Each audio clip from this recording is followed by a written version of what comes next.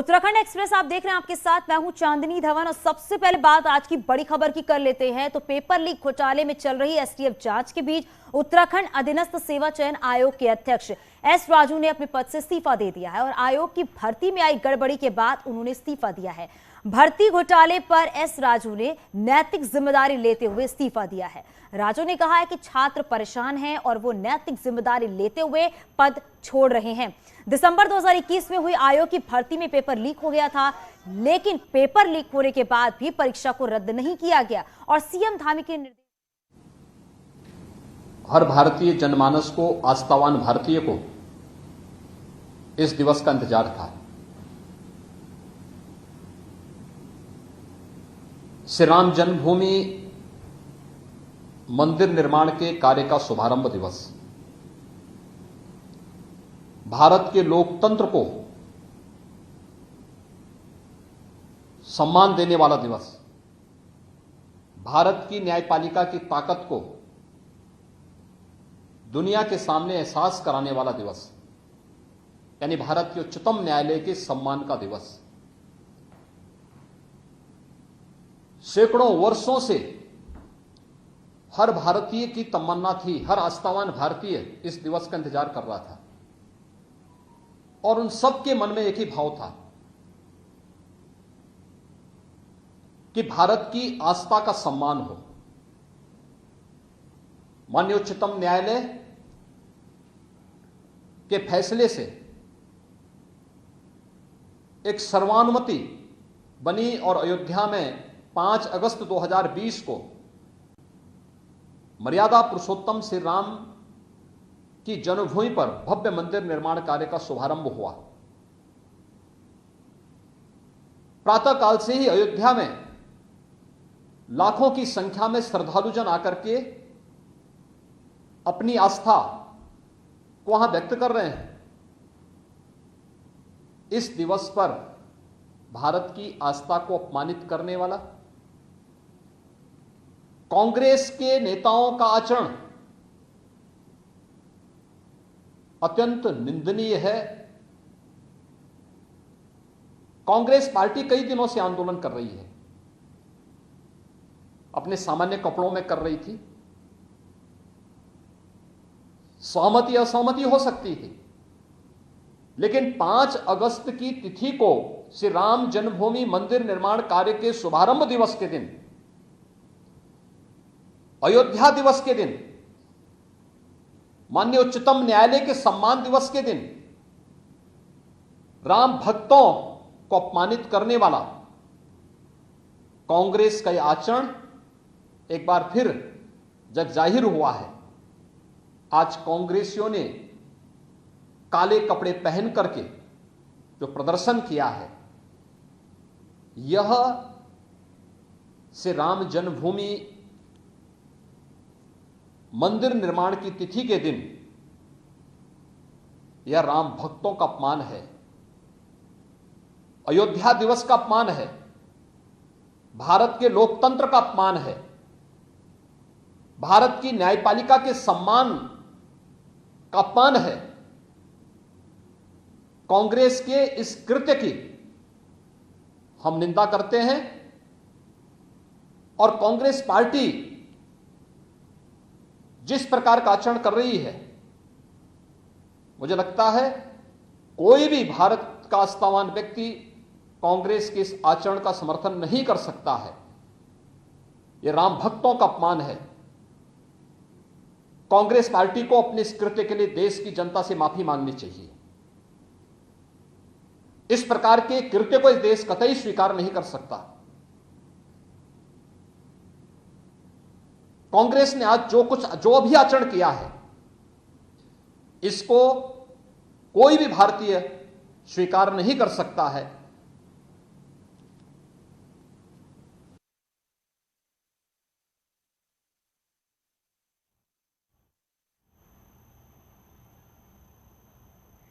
तो सीएम योगी आदित्यनाथ को आप सुन रहे हैं, जिस तरीके से आज ही के दिन यानी कि 5 अगस्त 2020 को जब राम जन्मभूमि का शिलान्यास किया गया था, भूमि पूजन किया गया था, और उसी के ठीक आज यानी कि जब 1 साल पूरा हुआ है, तो जो प्रदर्शन कांग्रेस की तरफ से देखने को मिला है, उसके बाद सीएम योगी आदित्यनाथ अपना संबोधन दे रहे हैं। उन्होंने ये कहा है कि आज ही के दिन ही क्यों प्रदर्शन कर रहे हैं।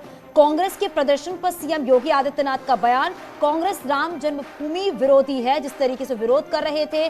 साथ ही उन्होंने ये भी कहा है कि कांग्रेस के प्रदर्शन पर जो बयान दिया है सीएम योगी आदित्यनाथ ने, आपने भी सुना है, काले कपड़े पहनकर लगातार विरोध कर रहे थे। कांग्रेस का आचरण निंदनीय है, कांग्रेस को माफी मांगनी चाहिए। कांग्रेस राम मंदिर का विरोध कर रही है क्योंकि काले कपड़े पहनकर ही कांग्रेस की तरफ से प्रदर्शन किया गया है, और जगह जगह की तस्वीरें भी हमने आप तक पहुंचाई है कि कांग्रेस की तरफ से आज के दिन जो प्रदर्शन किया गया है उसको लेकर सीएम योगी आदित्यनाथ का ये बड़ा बयान सामने आया है। और अभी आप सीएम योगी आदित्यनाथ को सुन रहे थे कि उन्होंने क्या कुछ कहा है, और अलग अलग जगहों पर आपने देखा कि किस तरीके से प्रियंका गांधी, राहुल गांधी और पूर्व सीएम हरीश रावत भी लगातार प्रदर्शन कर रहे थे, और राहुल गांधी की तरफ से एक प्रेस कॉन्फ्रेंस भी की गई थी। प्रेस कॉन्फ्रेंस में राहुल गांधी ने महंगाई, बेरोजगारी और इन सभी बातों को लेकर उन्होंने सरकार पर तंज भी कसा था।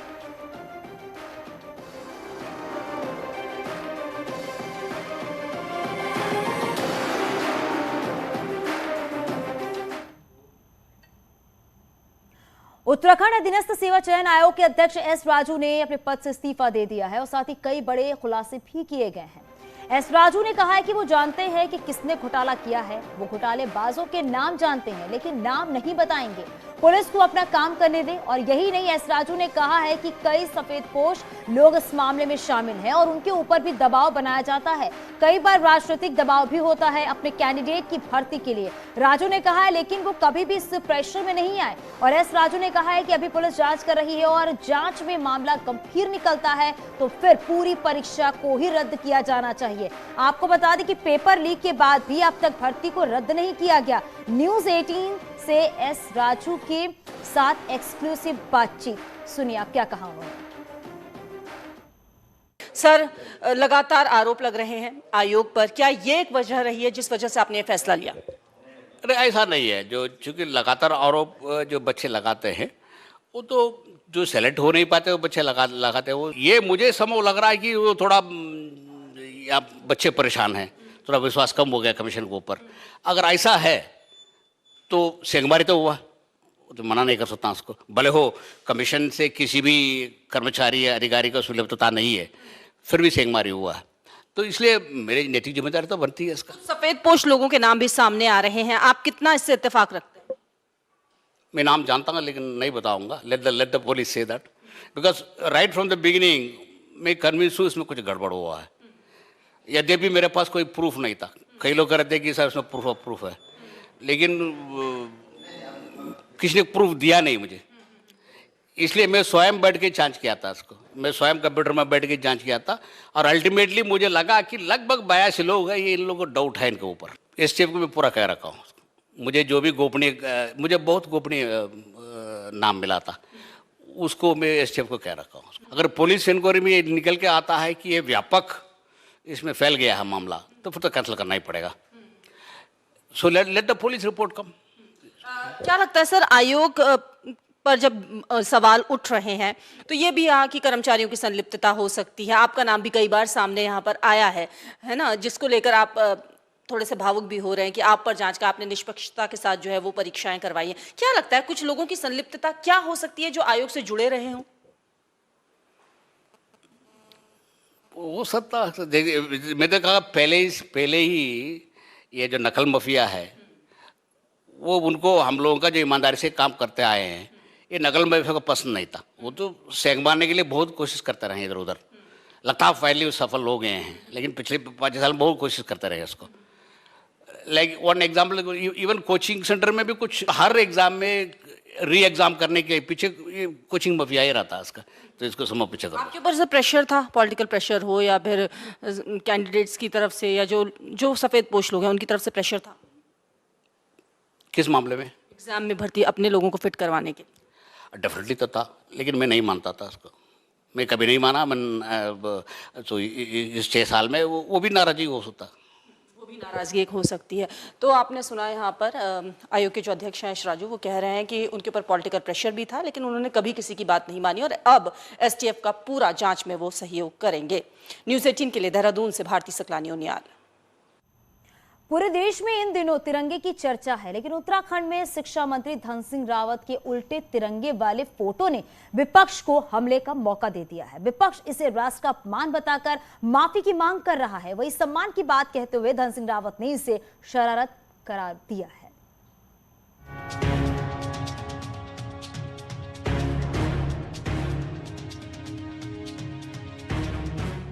आजादी के 75 साल के मौके पर हर घर तिरंगा फहराने की बात हो रही है। अब इसी बीच शिक्षा मंत्री धन सिंह रावत की एक फोटो जमकर वायरल हो रही है।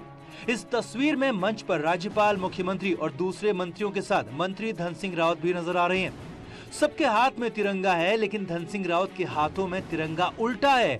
इसी फोटो को कांग्रेस प्रदेश प्रवक्ता गरिमा दसौनी ने सोशल मीडिया पर शेयर किया और घोर अपमान कहते हुए लिखा कि मंत्री जी को ज्ञान नहीं है कि तिरंगा कैसे पकड़ते हैं। ये उत्तराखंड के उच्च शिक्षा मंत्री जी हैं।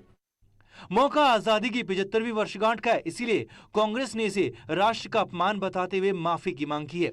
ये तो इनका चेहरा समय समय पे सामने उजागर होता ही रहता है कि ये क्या नकली बातें करते हैं और फिर इनके काम कारनामे कैसे होते हैं।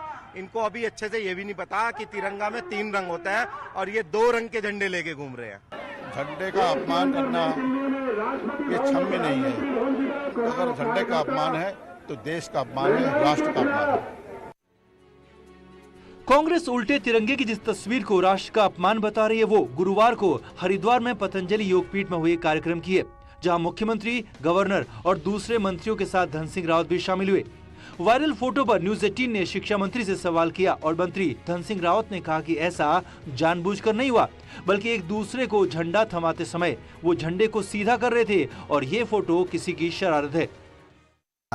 झंडे वो दे रहे थे तो मैं उधर सबको दे रहा था झंडे, तो मैंने कहा कि भाई झंडे को सुलटे में दो। तो मैंने देखा जब कि झंडा जो है वो गलत तरीके से था, तो मैंने कहा उसी बीच किसी ने उसको फोटो खींच के वायरल कर दी। लेकिन मुझे लगता है कि इस पे शरारत की गई है और जबरदस्ती उसको जो है तिल का ताड़ बनाया जा रहा है।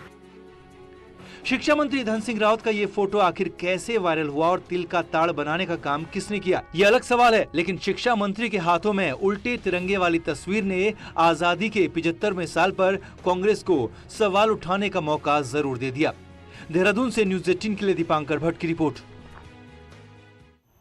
कांग्रेस ने आज महंगाई के खिलाफ पूरे देश भर में प्रदर्शन किया है। दिल्ली में हुए प्रदर्शन में उत्तराखंड के पूर्व सीएम हरीश रावत भी शामिल हुए और इस दौरान कई लोगों को हिरासत में भी लिया गया। तो हरीश रावत को भी पुलिस ने हिरासत में लिया, लेकिन जो तस्वीरें दिल्ली से आई हैं वो हैरान करने वाली थी।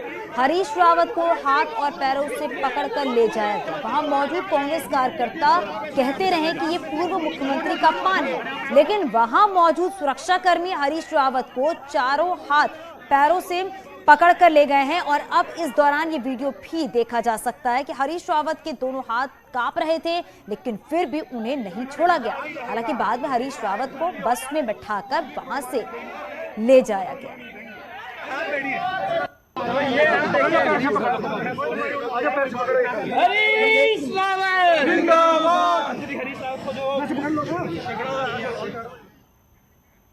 सीएम पुष्कर सिंह धामी एक दिवसीय कार्यक्रम के तहत रुद्रपुर पहुंचे। उन्होंने जवाहर नवोदय स्कूल में डेयरी विकास विभाग द्वारा आयोजित दुग्ध प्रोत्साहन योजना कार्यक्रम में शिरकत की। उन्होंने प्रदेश के 1,13,000 दुग्ध उत्पादक परिवारों को 12 महीनों की 22 करोड़ रुपए की प्रोत्साहन राशि दी। सीएम ने सर्वश्रेष्ठ 3 दुग्ध उत्पादकों को प्रोत्साहन राशि देने के साथ ही सम्मानित किया। उनको तिरंगा भी भेंट किया गया।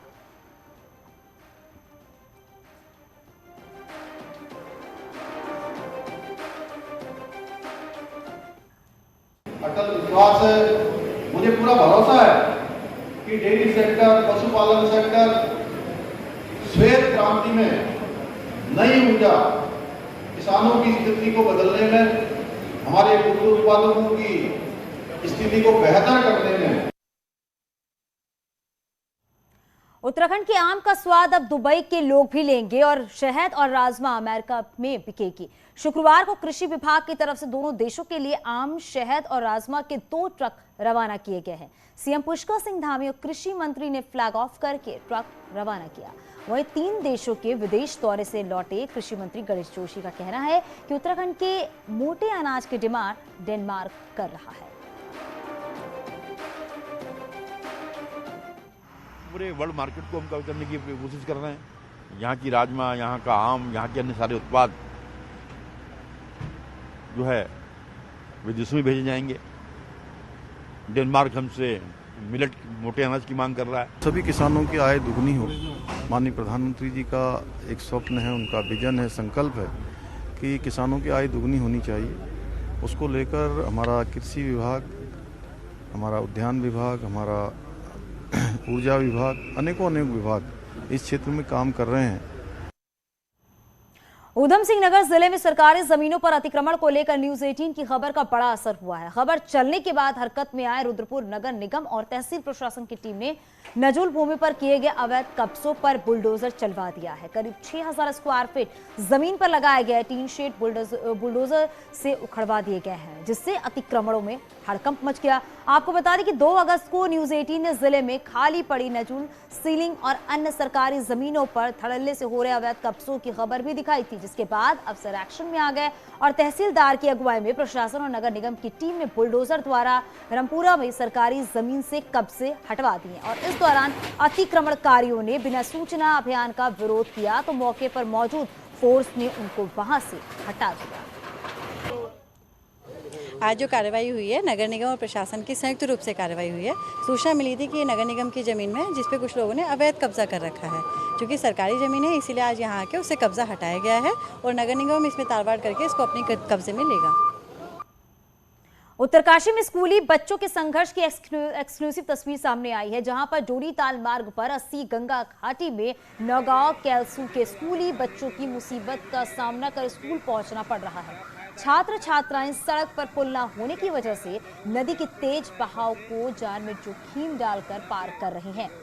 बरसात के बाद नदियों का जलस्तर लगातार बढ़ते जाता है, जिसकी वजह से हालात बद से बदतर हो जाते हैं और लंबे समय से ग्रामीण यहां पर पुल की मांग कर रहे हैं। तस्वीरें भी आप देख रहे हैं किस तरीके से बच्चे जो है इस नदी को पार करके स्कूल जाते हैं, तो एक संघर्ष जो है बच्चों का वो दिख रहा है। हालांकि ग्रामीणों की तरफ से यहाँ पर पुल बनाने की लंबे समय से मांग की जा रही है, लेकिन अभी तक उन मांगों को माना नहीं गया है। चमोली में भारी बारिश के कारण लोग काफी परेशान हैं। लामबगड़ के पास मार्ग बाधित होने से एक मरीज को एसडीआरएफ की टीम ने जान जोखिम में डालकर सड़क पार कराई है। बद्रीनाथ धाम से 108 की मदद से बीमार व्यक्ति को लामबगड़ पहुंचाया गया और उसके बाद एसडीआरएफ की टीम ने बमुश्किल नाला पार करा के मरीज को जोशीमठ की ओर रवाना किया गया, जहां से उसे हायर सेंटर भी रेफर कर दिया गया है, लेकिन मरीज ने 108 एम्बुलेंस में ही दम तोड़ दिया। बताया ये जा रहा है कि माड़ा के रहने वाले गब्बर सिंह बड़वाल को अचानक माइनर अटैक पड़ गया।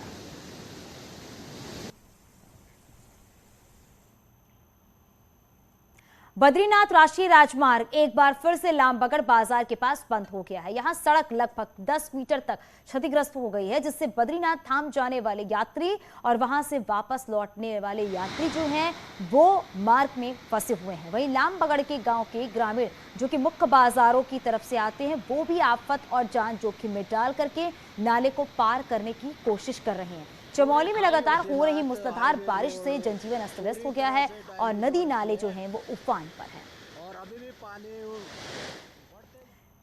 चमोली का हेलंग प्रकरण अब भी लोग भूले नहीं हैं और अब रुद्रप्रयाग में भी ग्रामीणों के हकूकों को छीने जाने का जो मामला है वो सामने आया है। ग्रामीणों ने अब रुद्रप्रयाग और वन विभाग पर हक छीनने का आरोप लगाया है। रुद्रप्रयाग के बसुकेदार तहसील के गंगासू बांगर में ग्रामीणों के मवेशियों के चुगान के लिए जमीन आवंटित की गई थी। अब इस जमीन को छीना जाने का भी आरोप लगाया जा रहा है। बसुकेदार के घरेड़ा तोक में मॉनसून सीजन में पशुओं के चारगाह के लिए कई दशक पुरानी छानियां बनाई हुई हैं। ग्रामीणों का आरोप है कि वन विभाग उनकी छानियों को पौधारोपण और नर्सरी का हवाला देकर हटा रहा है। ग्रामीणों की 10 से 12 छानियां अब तक वन विभाग हटा चुका है, जिसकी शिकायत डीएम से भी ग्रामीणों ने की है।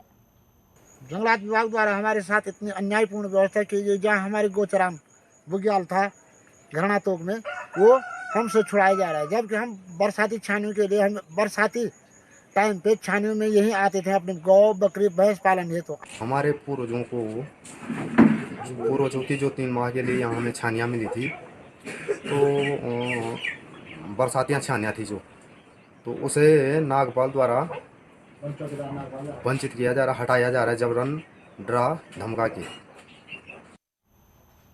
बागेश्वर के जूनियर हाई स्कूल में बीते दिनों छात्रों के अचानक बेहोश और चिल्लाने का मामला सामने आया था, जिसके बाद स्कूल में स्वास्थ्य विभाग की टीम ने भी जायजा लिया था और छात्राओं को दवाई के साथ आराम देने की सलाह भी दी थी। वहीं अब स्कूल प्रबंधन और ग्रामीणों ने स्कूल में पूजा पाठ भी कराई है।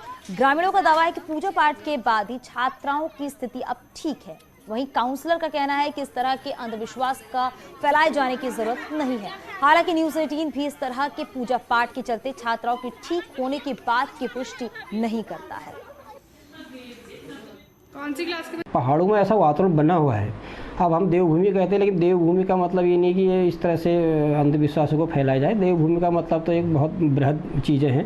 अगर तो हम देवभूमि मानते हैं तो हमको इन भूत पिशाच इन चीज़ों को नहीं मानना चाहिए, और विद्या के मंदिरों में तो कतई नहीं होना चाहिए। स्कूल ही में अगर इस तरह का माहौल हो जाएगा तो फिर घर में क्या होगा। को अगर बबूती लगा के वो ठीक हो गए तो उनको विश्वास हो गया कि हमको दवा मिल गई। ये इंसान के लिए बहुत बड़ी दवा होती है, और दवा क्या है? सबसे बड़ा विश्वास है। और आगे भी खबरें जारी है, यहाँ रुकेंगे छोटे से ब्रेक के लिए, जल्द लौटते हैं। आप देख रहे हैं न्यूज़ 18 उत्तर प्रदेश उत्तराखंड।